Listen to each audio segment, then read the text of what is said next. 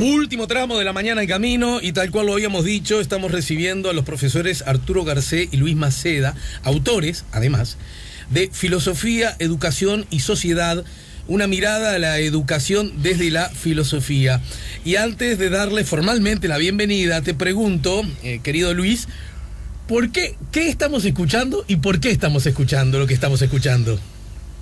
Estamos escuchando un blues que se llama Filósofo Blues, de un autor uruguayo que se llama Nicolás Borba, músico y autor de la música de esta canción, no de la letra, porque la letra pertenece a a un grupo de estudiantes hace unos años del cuarto año de magisterio, de la materia de filosofía de educación. Vos hablás de esta canción en el libro, ¿verdad?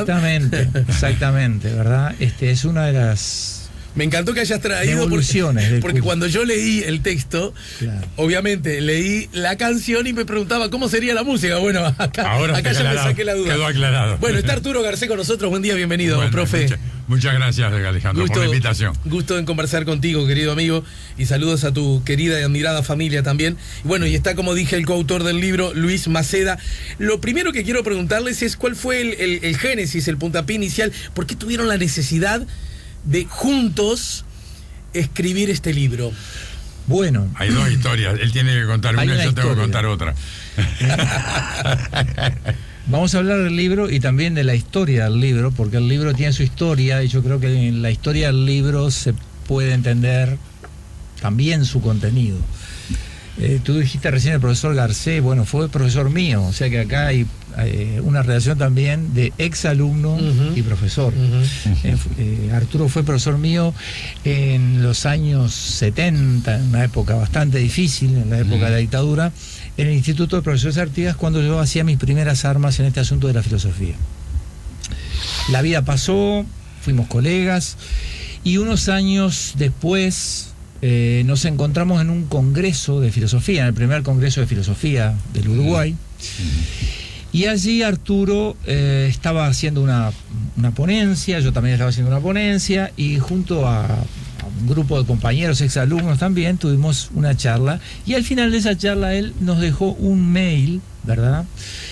Y en ese mail nos dice, bueno, si ustedes quieren comunicarse, nos podemos comunicar a través de este mail. Resulta ser que unos años después, en el año 2015, yo siempre digo que tuve la osadía de escribir un trabajo sobre Sócrates y Platón.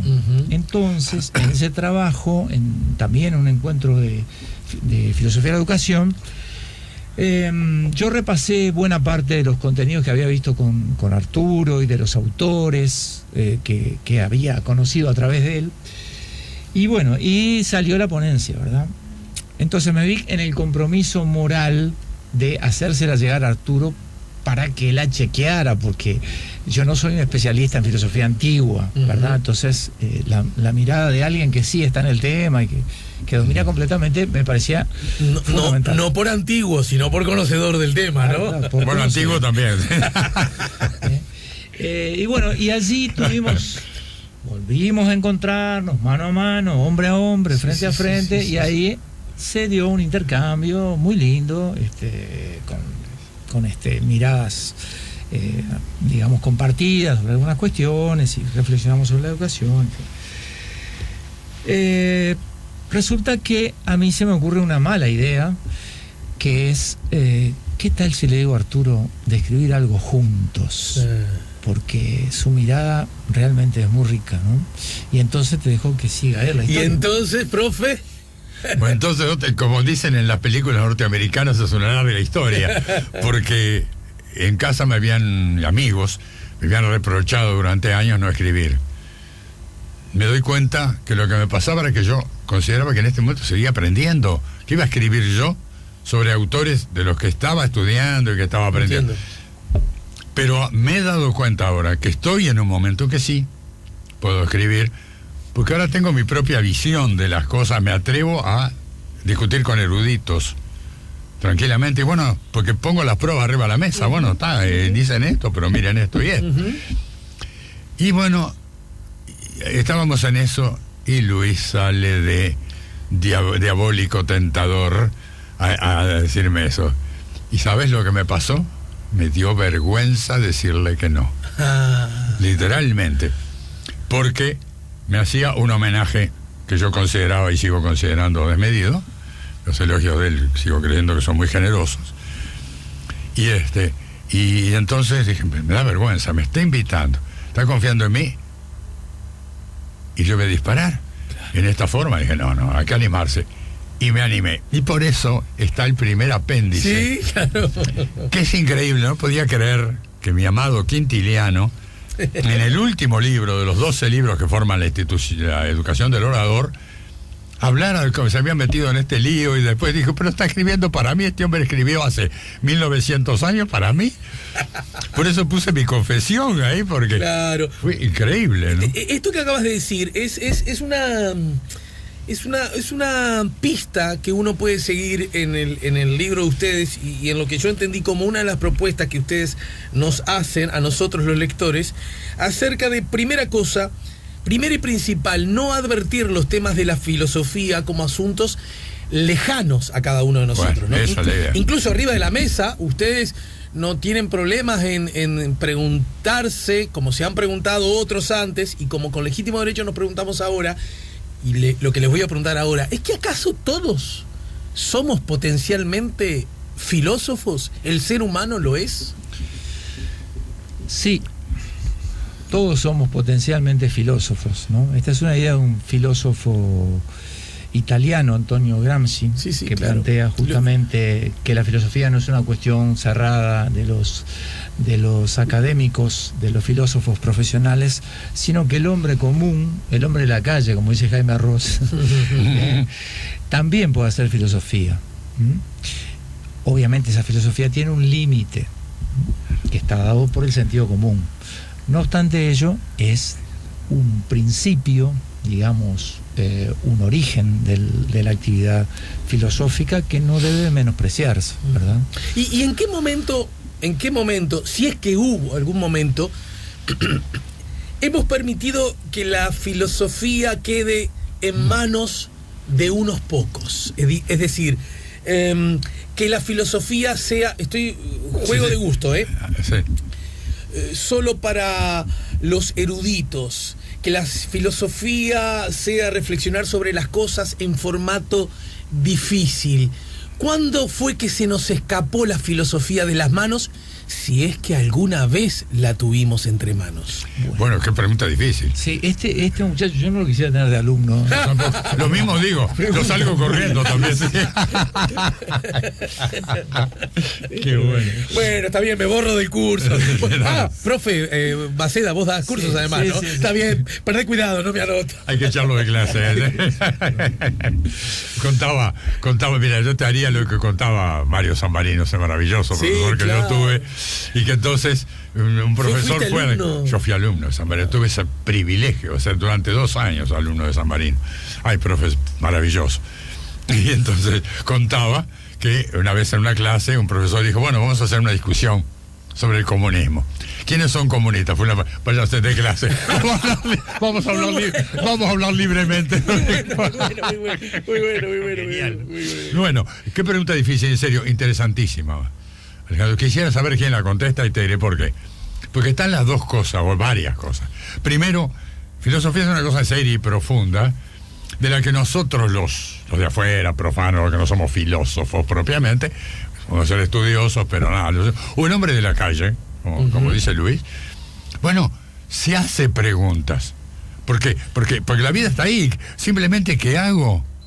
¿Cómo puede ser mi vida? ¿Cuál es mi lugar en el mundo? Y desde luego, si miro las estrellas, qué impresionante, ¿no? Qué impresionante la inmensidad y todo eso, ¿no? Como para que un creyente diga que son la demostración de Dios. Y de todo, como dicen los salmos, ¿no? Entonces, yo qué sé, es muy bravo, ¿no? Entonces, viene gente a profundizar en filosofía, y llamamos filósofos o eruditos, sobre todo filósofos, pero yo le veo un inconveniente también ahí, pues se vuelve un poco profesional, un poco seco, un poco, y sobre todo yo lo estoy escribiendo sobre temas de filosofía, ahora me embalé, Ahora soy un peligro. Abrieron la puerta y Sí, entré. ahora no me ataja nadie. No, en la defensa del Bayern Múnich. No me defiende nadie, me para nadie. Era así, Arturo, era así te quiero.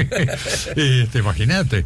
No, me estoy preguntando precisamente eso, bueno, ¿cómo mantener esa idea con los eruditos y cómo entenderlo? Porque estoy encontrando una cantidad de cosas muy discutibles, de embalajes, cometen errores, piensan las cosas de modo muy tendencioso, a veces hay muchas cosas, ¿no? Muchas cosas muy extrañas, ¿no? Entonces, y la filosofía popular, que ustedes lo manejan el concepto, ¿verdad? Sí. Cuando nosotros, ya les adelanto, chiquilines, que este va a ser, ya se los digo, el primero de más de un encuentro. Lo siento mucho por ustedes. Está muy bueno. Si ustedes aceptan, se han ganado la tortura de este alumno inquieto. Porque cuando hablamos de filosofía popular, implícitamente podemos estar manejando dos conceptos a la vez. Uno, una filosofía generosa, horizontal, democrática, que llegue a todos. Pero por esa misma razón, de algo superficial, algo banal, no necesariamente muy cuestionadora, porque implicaría entrar en terrenos áridos que justamente no están habilitados a caminar la mayoría de los mortales.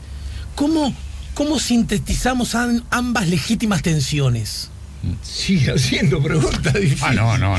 Es tremendo. No. Lo están matando, Yo no preví este peligro porque en mi casa lo quieren mucho, Alejandro, es una cosa rarísima. No, es que es un complot que hicimos. Mi hija lo quiere mucho, Fito lo quiere mucho también. Y me encuentro y me largó a los leones. Me siento un cristiano de los primeros tiempos, yo. Y lo veo rugiendo, Alejandro. Sí. Me encantan los cristianos tiernitos. Bueno, dice Bauman que vivimos en la modernidad líquida, claro, donde todo es fugaz, donde no hay nada sólido ni nada permanente y donde todo se desliza, ¿verdad? Povesky también habla de eso, dice que todas las alturas se nivelan en este tiempo. Y hay un filósofo argentino que yo sigo mucho, es José Pablo Feynman, que dice una cosa que tiene que ver con tu pregunta, aunque no la contesta. Dice que estos tiempos inmediatistas y veloces que vivimos seguramente ofrecerán una versión comestible de la filosofía y los filósofos, o sea, algo liviano, algo light. Ese es uno de los Entonces peligros. uno se puede encontrar con un libro que dice cómo aprender a Platón en 90 minutos, ¿no? Hay un libro así, Spinoza en 90 minutos, ya hay. Exactamente. 1 o 2 libros lo bien. Ni siquiera con descuentos. No, casi más le prendo fuego ahí nomás al estante, ¿no? Entonces, yendo a la pregunta, o a lo que yo llego a entender de tu pregunta, la filosofía implica un detenerse a pensar, ¿verdad? O sea, salir un poco de esa prisa, de movimiento, de ese dinamismo, de ese vértigo que esta sociedad nos impone, ¿verdad? Y detenernos en la vereda de enfrente a pensar, ¿verdad? ¿Es fácil eso? No es fácil, ¿verdad? Y a veces hay que remar contra la corriente, porque lamentablemente todo está dispuesto para que no pensemos.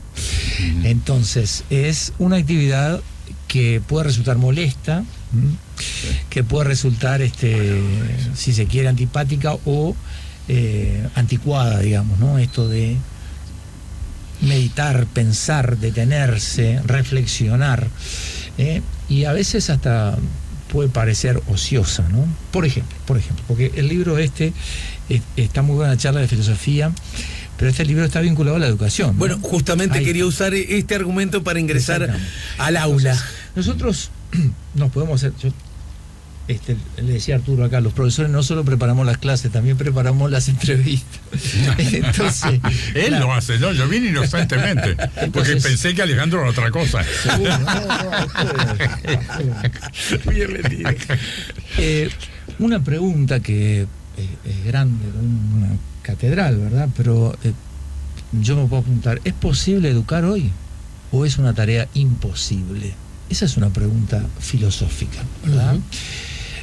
Otra gran pregunta que nos podemos hacer y que hacemos en el libro, ¿no? ¿Cuál es la tarea del educador hoy? ¿Para qué sirve hoy un maestro o para qué sirve hoy un profesor? Cuando la mayor parte de la información que el alumno obtiene, no las obtiene en el ámbito áulico, en la escuela, en la institución escolar, sino que está bombardeado por diferentes canales con los cuales se maneja a veces con mucha más solvencia que el propio docente.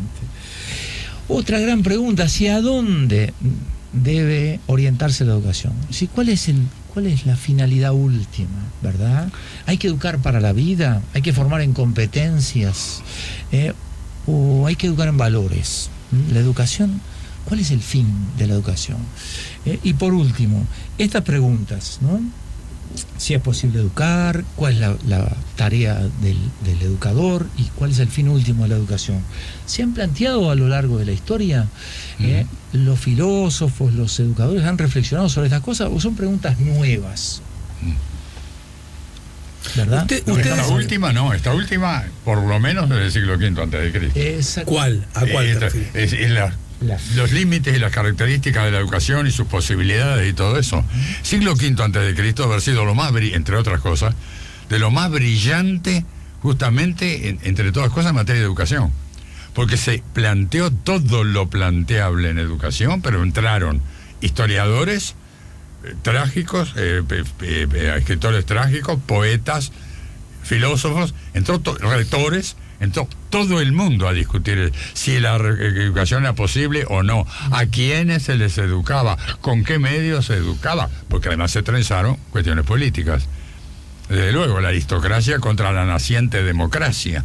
Ustedes dicen, la educación es un espacio de resistencia frente al poder comunicacional que impone el pensamiento único. Educar no es la única herramienta, pero es una de las claves para rescatar a los sujetos del sistema que los condena al consumismo desenfrenado, al vacío existencial, a la indiferencia y a la apatía. Este arranque que ustedes establecen a modo de conclusión a propósito de la educación implica una, cariñosa y respetuosamente, una feroz contradicción. Porque por un lado, ustedes, los voy a molestar un poco, ya se los digo, pero tranquilos porque quedan solo 6 minutos. Después de pasados estos 6 minutos verán si quieren volver. Profes, les quiero plantear honestamente el siguiente asunto. Esto que nos plantean es un principio que yo abrazo, ¿verdad? La educación, un espacio de resistencia. Un espacio de resistencia frente al poder, de algún modo. Ahora bien, es curioso porque la educación es un instrumento del sistema también. Me gustaría decir algo de eso. Entonces, ¿cómo puede concebirse que dentro del propio sistema haya una especie de juego, quinta columna, que te ayuda a vos a cuestionar el sistema ese que te da la educación? Bueno, dos cosas, ¿no? Primero, avisen en sus casas que vuelven en septiembre para tratar de responder. Bueno, ahí yo estaré vaya a saber, por Manchuria o por Siberia, pero no voy a estar por un mes y medio. Ay, bueno, no, hay dos cosas interesantes ahí. Y una es precisamente, se planteó en algún librito alguna vez, si los profesores no éramos agentes dobles. Lo que se llaman espías, ahora que están en acción. Agentes dobles, por un lado, claro, ¿qué es desde el punto de vista sociológico la educación? El pasaje de que hace una generación a una generación siguiente, de las pautas culturales, de una cantidad de cosas. Es una operación cultural. Y entonces, claro, los estamos poniendo en eso. Y por otro lado queremos resistir. Y yo creo, mira, no sé. Habría que preguntarle a exalumnos míos. Pero yo intenté resistir. Gracias.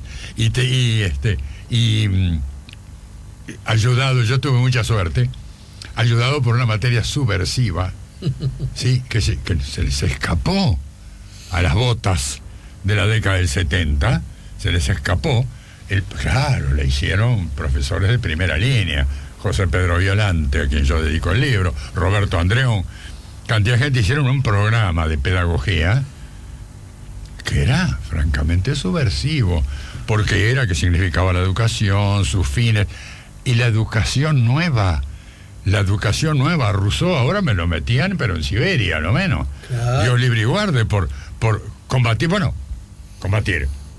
Escribió el contrato social y el Emilio y se lo quemaron inmediatamente en la plaza pública. Las cosas que dice de los reyes y de la monarquía es impresionante, ¿no? Entonces, viejo, no hay más remedio que primero darse cuenta del problema. Ahora, les pregunto en el final, ¿es creíble que la educación, y muy particularmente a través de la herramienta y muy principalmente a través de la filosofía como herramienta del cuestionamiento, ¿verdad? Porque ustedes de alguna manera nos expresan que por ahí están las pistas, ¿no?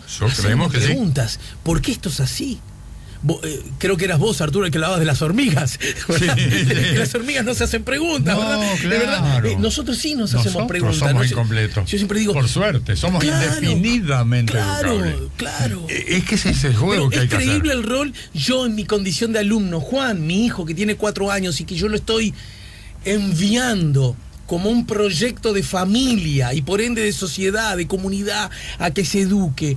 ¿Lo estoy educando para que sea cuestionador de lo que le rodea o lo estoy educando para que sea un apacible consumidor de lo que le rodea? Bueno, tú estás atento a eso y no va a ser un apacible consumidor. Claro, está bien. Ahí está. No, viejo, no, pero es verdad. Pero es lo que tenemos que hacer. Fíjate, mirá, la clave del asunto. Yo lo decía a mi modo en clase, el primer derecho de un ser humano es equivocarse por su propia cabeza. No me digan cómo me equivoco, yo me equivoco magníficamente, no preciso que nadie me enseñe. Déjame equivocarme. Claro, pero además esto, qué lindo, el otro día salió en los diarios un comentario sobre eso. Fundamental, la educación está en una clave, en una cosa difícil, pero imprescindible. Que opinen por su propia cabeza. Que opinen libremente, hacer los seres pensantes a costa de lo que sea, tranquilamente. A mí me decían que subversivo era yo, y yo ponía cara de angelito, por la cara de yo no fui, claro, diciendo, está en el libro, esto fue lo dijeron, esto lo dijo Pestalozzi, lo dijo Rousseau, está ahí en el libro de Luzuriaga sobre la educación nueva, y era verdad, pero... ¿Y vos, Luis, qué decís a propósito de esto? A ver cómo lo ves el asunto. Bueno, dice Bauman que hoy lo desconocido no es el mundo, que lo desconocido es la información. O sea que en la modernidad líquida, esta sobreabundancia de información hace que la información misma sea lo desconocido. Y por lo tanto, la educación me parece a mí que tiene dos caminos, ¿no? Tratar de alguna manera de ponerse a tiro con los medios masivos de comunicación y tratar de proporcionar la mayor cantidad de información posible, un camino, u otro camino, que es pensar acerca de lo que se sabe. Es decir, no acumular información, sino, como decía Heráclito, no por saber muchas cosas se es más sabio. Es sabio el que conoce la razón, el logos, ¿no? Decía Heráclito. Si lo traemos a la actualidad, es pensar acerca de lo que se sabe, reflexionar y cuestionarse a propósito de lo que se sabe, porque lo que se sabe es demasiado. Entonces, ¿qué hago yo con esta información? ¿Cuál es la información relevante y cuál es la información accesoria? Y además, ¿qué hago con todo esto? Y ahí entramos en un tema muy importante que no pudimos abordar, que es el tema de los valores, ¿no? No hay educación sin valores. No se puede hablar de educación sin valores. Mirá que de verdad me interesa mucho ese tema, porque yo veo que el concepto valores es utilizado y tironeado casi como un chicle, claro, para explicar todo lo que de alguna manera nos frustra, ¿verdad? Porque se han perdido los valores, como si los valores a lo largo de la humanidad no hubiesen cambiado.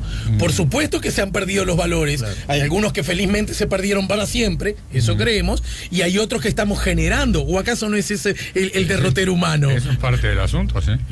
Bien. Mirá, y además me gustaría, ya que no, aparentemente, querido Luis, no podemos escapar a las garras de Alejandro, entonces... Igual creo que vamos a programarlo dentro de un mes. Sí, con tiempo. No, pero no. Un punto que me gustaría plantear, que lo dijo muy bien Sabater, por ejemplo, es ese conflicto que está en Platón, divinamente dicho, entre la instrucción de un hombre y su falta de categoría moral. Los malignos inteligentes, como dice Platón.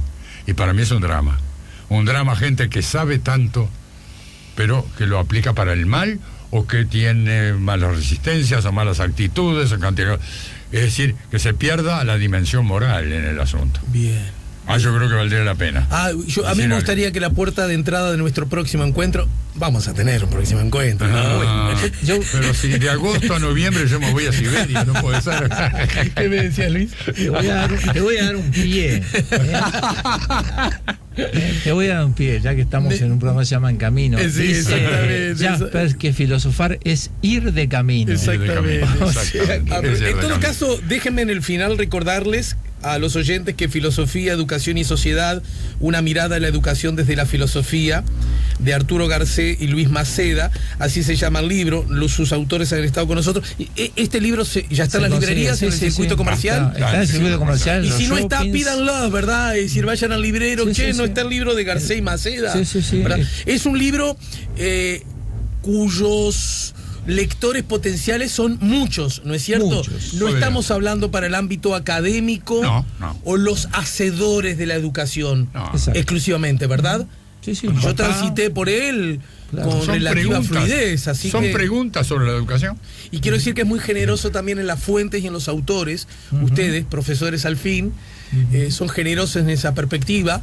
No son, como decíamos en el barrio, no son pillados, no se quieren apropiar de conocimientos que no son de ustedes. Claro. Y ese es un gesto que yo como lector y como integrante de una república de verdad que agradezco. Sí. Así que por esa misma razón les invito a que más temprano que tarde nos ayuden a poner la mañana en camino, ¿de acuerdo? Seguiremos de compañeros de ruta. Gracias, Arturo Garcé. Muchas gracias, Luis Maceda. Gracias, Alejandro. Filosofía, muchísimas gracias. Educación y Sociedad, una mirada a la educación desde la filosofía.